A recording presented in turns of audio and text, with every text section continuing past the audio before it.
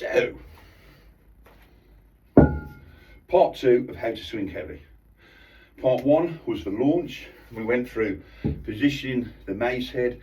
We went through driving through your legs to use that momentum to help your arm throw it high over your shoulder.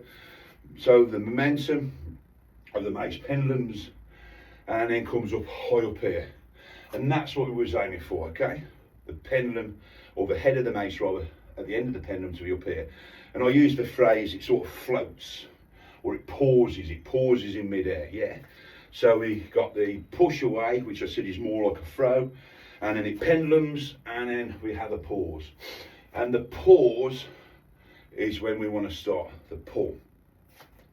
So for the pull in your brain cage, imagine this. So imagine you've got a tree and all the weight's at this end, and you've dug a hole this end, and then you're here and you're pushing the tree up off the ground, and all of a sudden you alter the balance of this weight and the tree slots into the ground, but you've prepared for it. That's the thought you want to have with the pull. So you have this big weight up here, and then you're going to pull it and twist your torso to alter that weight so it just slots into position on your belly. Easy. Okay, so the difference of my pull to other people's pull, or my pull, and I think the Flying Dutchman uses the same method, is we pull out and down as we're using a torso. So it's kind of like this. You pull out and down and twist, yeah? So you're not coming straight down, you're out and down. And then your breathing is in when the mace is behind you, and out when it's in front of you. So,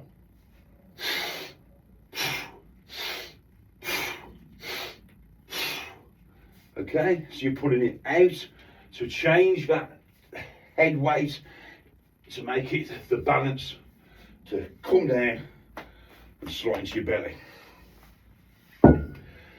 So if you do use a weight and it swings and it just rips out of your hand, we have had that, me and my guys, when we've been training heavy maces, okay? Your grip strength needs to be improved before you go up in weight. So I'm going to show you all with a slightly heavier mace. This is Carnage, I think it's 19 point something, okay? It's got a nice thicker handle as well. And it's one of my favourite maces that I possess. I'll even give it a little spray to make it look a bit more newer. Anyway, I digress.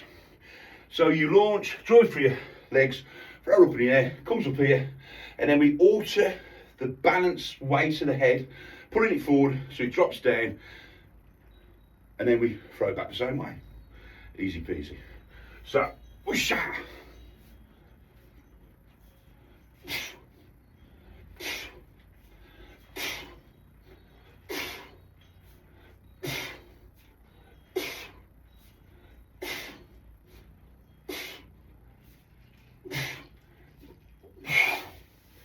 And that really is, if you want to go heavier weights, what you should be practicing, okay? So you can practice that sort of putting the mace forward, just getting used to it by putting it forward, yeah, and pausing. So you can practice that technique. And when I started, this is sort of how I practiced to get to that technique keyed in. But the main thing that you'll find is, if you want to lift heavy maces, is you've got to lift heavy maces to lift heavier maces, and you've also got to put in hours and hours and hours of going through the motions of what I've just shown you.